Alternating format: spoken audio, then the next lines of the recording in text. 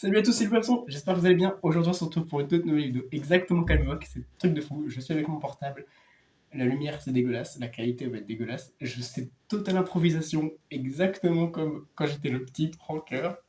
C'est génial. Bon bah écoutez, aujourd'hui vous avez pu voir le titre. Je vais faire Booktuber, une vidéo que j'ai déjà faite, qui a très bien marché d'ailleurs. Je me suis dit, ça fait longtemps que je peux faire un concept que les gens ne font pas trop. Donc, bah, pourquoi pas. Allez, j'ai réfléchi, je me dis, bah, j'ai vu de mes livres, parce que oui, c'est vrai, j'ai des livres, et je me suis dit, bah, let's go, on va les présenter. Donc, bah, c'est parti. La dernière fois, j'ai présenté que des bandes dessinées, parce que c'est le seul truc que je lisais. Et d'ailleurs, c'est plus ou moins encore le cas aujourd'hui, je lis pas grand chose avec des lignes, mais sauf que ce qu'il y a, c'est que même maintenant, les BD, j'en lis plus trop. Mais j'ai quand même réussi à vous faire une sélection de trucs, soit dont je n'avais pas parlé avant, mais que j'aimais quand même bien, soit de nouveaux trucs. Donc, je vais vous montrer ça tout de suite. Donc, les légendaires vont vous rappeler. Je voulais juste en reparler au début de la vidéo parce que je me suis dit, c'est ma bande dessinée préférée.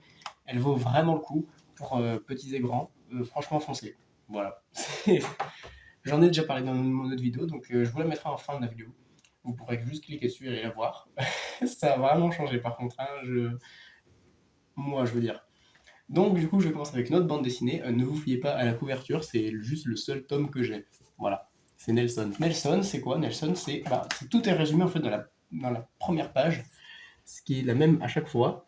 Donc, Julie, une employée de bureau, reçoit un mail qui dit: ah, si vous partagez pas ce mail, vous allez avoir une malédiction orange. Et la malédiction orange, eh ben, c'est Nelson justement. Donc en gros, c'est juste un petit diablotin qui fait n'importe quoi tout le temps. Et voilà. Donc il y a vraiment trois carreaux. Il y a un chien aussi qui s'appelle Floyd. Moi, je l'ai appelé Floyd pendant toute mon enfance. Pour aucune raison en plus, parce que bah, les Pink Floyd, quoi. Et bon, bref, du coup, il y a Floyd qui arrête pas de se faire maltraiter entre guillemets par Nelson. C'est vraiment une bande dessinée vraiment super drôle. Et puis on voit aussi les collègues de bureau de Julie. Et quand on est petit, on trouve ça drôle, mais quand on grandit, on se dit putain, mais en plus, c'est vrai quoi. Donc, bon, voilà. C'est franchement, je vous le conseille fortement si vous aimez bien rigoler. Petits et grands, surtout un peu plus jeunes. Bien, moi, à mon âge, ça me fait encore rire, mais c'est parce que je suis un gamin, quoi. C'est tout. Ensuite, je vous présente une collection. Alors, j'avoue que j'ai 4 livres, mais je connais rien du reste. Voilà, juste, je vais vous présenter ce que je sais sur les 4 livres que j'ai. C'est-à-dire pas grand-chose non plus, mais quand même. C'est le monde fascinant des animaux. Alors, par exemple, tenez, voilà, les poissons. Et donc là, on voit le monde fascinant des animaux. Donc moi, j'en ai 4. Donc j'ai les poissons, j'ai les singes, j'ai les insectes, que je ne lirai plus, parce que je me rappelle plus ce qu'il y a dedans, et je ne veux pas savoir, parce que je déteste les insectes. Je me mets en PLS dès que j'en vois un. Et mon préféré, les reptiles. C'est marrant quand même d'avoir peur des insectes, mais pas des reptiles. Je surkiffe les reptiles, pour aucune raison valable en plus, mais juste je les adore. Donc en fait, on voit à l'intérieur, c'est bien sûr plus pour les petits, mais si on connaît pas grand chose, genre comme moi, eh ben on peut lire et puis bon, on apprend des choses quoi. Par exemple là on apprend des trucs sur les crocodiles, sur les tortues, sur des choses comme ça. Enfin, c'est vraiment super intéressant je trouve. Et moi ce que je kiffais quand j'étais petit, c'était regarder à la toute fin, parce qu'à la toute fin il y avait juste plein de serpents. Voilà. Et moi j'adorais le design des serpents, même si évidemment je ne m'en approchais pas quand je voyais un en vrai. Voilà, donc le monde fascinant des animaux, c'est bon, plus pour les plus jeunes, évidemment, parce que enfin, il n'y a pas beaucoup de texte non plus, il y a surtout des images, et puis on apprend des choses, on va dire, de culture générale, mais si jamais on ne les connaît pas, ces choses, bah, c'est toujours enrichissant, et donc c'est vraiment super cool. Pour rester dans le même style, on a la grande imagerie, ou alors l'imagerie des animaux, enfin genre les imageries, quoi. Donc c'est pas que des images, hein, contrairement à ce que le titre dit. Donc par exemple ici, j'allais la préhistoire, chez les planètes, j'ai les volcans, c'est long. Enfin, c'est. Ensuite, l'imagerie animale. Ouais, voilà, c'est l'imagerie animale. Genre, les animaux de la jungle. Celui-là, c'était vraiment l'un de mes livres préférés quand j'étais petit. C'est juste génial. Vraiment, j'adore voir des machins comme ça. C'est waouh. Ensuite, on a genre sur les dinosaures. J'avais un livre sur les dinosaures qui est mieux, mais il est parti à la cave, donc je ne peux pas vous le montrer. Et puis mon préféré, enfin celui que maintenant je préfère, la mythologie, parce que je surkiffe tout ce qui est la mythologie grecque. C'est incroyable. Waouh, je suis vraiment fan. Je me dis, les gens, ils croient réellement à ça.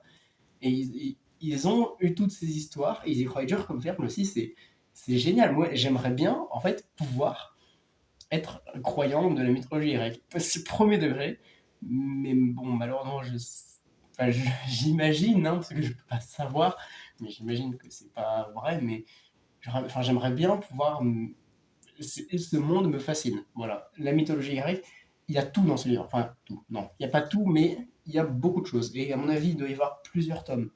Parce qu'on a la création du monde, on a après la suite avec Zeus et les dieux de l'Olympe, et puis aussi entre deux avec Gaïa, wow, avec Gaïa et tout, les titans, c'est incroyable, c'est waouh, c'est ensuite on développe les histoires, comme par exemple les 12 travaux d'Hercule, l'Odyssée, Oedipe, le labyrinthe, euh, tout ça c'est incroyable, c'est voilà. Et donc pour continuer avec la mythologie évidemment, je viens de les citer, mais c'est mes deux préférés, les 12 travaux d'Hercule, qu'on va pas dire voilà, et principalement l'Odyssée d'Ulysse. Moi c'est incroyable. Ulysse et l'Odyssée. Waouh. Homère, je t'adore. Voilà. Pas celui des Simpsons, hein, le vrai Homère. Il est incroyable. L'Odyssée d'Ulysse, c'est waouh. Autant l'Iliade, j'aime bien, hein, mais je suis beaucoup moins fan. Là, l'Odyssée, c'est vraiment. Parce qu'en fait, j'ai grandi avec, il y avait un dessin animé qui faisait la télé sur l'Odyssée. Et là, quand j'ai lu le livre, je me suis dit, putain, c'est incroyable. Je l'ai lu plein de fois ce livre. Et franchement, je vous le conseille très fortement. Donc, je suppose que vous connaissez tous l'histoire de l'Odyssée d'Ulysse. Mais donc, pour ceux qui ne connaissent pas, donc, il y avait Ulysse, le roi d'Ithaque. Il est parti à la guerre à Troie pour délivrer. J'ai oublié comment ça s'appelle. Une femme qui était du coup l'amante de Paris, mais en même temps, elle voulait pas trop le dire. Et donc, il y avait Agamemnon qui allait la délivrer. Enfin, il y a eu la guerre à Troie, enfin, le cheval de Troie, vous connaissez. Et puis ensuite, il revient. Là, l'Odyssée elle commence sur le départ, en fait. Il retourne, Ulysse retourne à Ithaque. Mais bien sûr, ça va pas être aussi simple, parce qu'il y aura plein de monstres à cause de Poséidon, parce que Ulysse a rendu son fils aveugle. Voilà. Je suppose que vous connaissez tous, mais bon. Et puis, évidemment, les 12 travaux d'Hercule, ou d'Héraclès, comme vous voulez. J'ai pas besoin de vous les expliquer, vous connaissez très probablement. D'ailleurs, Valkyrie Apocalypse sur Netflix, c'est un très bon animé de mythologie, si jamais vous voulez regarder. Et il y a Hercule, voilà. C'est juste pour ça, je viens d'y penser, donc voilà, je vous en fais part. Est-ce que vous connaissez Stefan Zweig? Probablement non, sauf si vous étiez avec moi au lycée où on a dû lire Le joueur d'échecs. Alors, ça fait bizarre de présenter un livre de lycée, je vous le cache pas, parce que moi-même en général j'ai plutôt tendance à me plaindre des livres qu'on nous donne à lire au collège et au lycée qui sont obligatoires. Mais celui-là, il m'a vraiment beaucoup plu. Déjà parce que ça parle d'échecs, et pour ceux qui ne savent pas, j'aime beaucoup jouer aux échecs. Vraiment. Et puis l'histoire est vraiment super intéressante parce que ça parle aussi de l'Allemagne nazie. Euh, vous en faites pas, c'est pas des nazis qui jouent aux échecs, hein, c'est bien plus complexe que ça, mais enfin, c'est même pas si complexe que ça. Mais en gros, donc on a notre narrateur qui n'est pas notre personnage principal, attention. Donc notre narrateur, il va monter sur une croisière et puis il va voir le mec le plus fort du monde aux échecs. Pour vous dire, je pense qu'il bat Magnus Carlsen. Voilà, on peut se mettre d'accord là-dessus. Même si c'est pas vrai, hein, au pire, on va dire il a le même niveau. Voilà. Donc le mec il est incroyablement fort, tu vois. On nous raconte en fait au début comment il a appris à jouer aux échecs, parce qu'au début c'était juste un petit garçon de campagne qui savait rien faire. Et après on voit aussi comment il est. Et il est un peu antipathique, honnêtement, même vraiment très antipathique. Et puis ensuite on rencontre un autre personnage qui lui va nous raconter son histoire et comment il a appris à jouer aux échecs. Et puis ensuite il y aura un match contre les deux, mais je vais pas spoiler la fin non plus.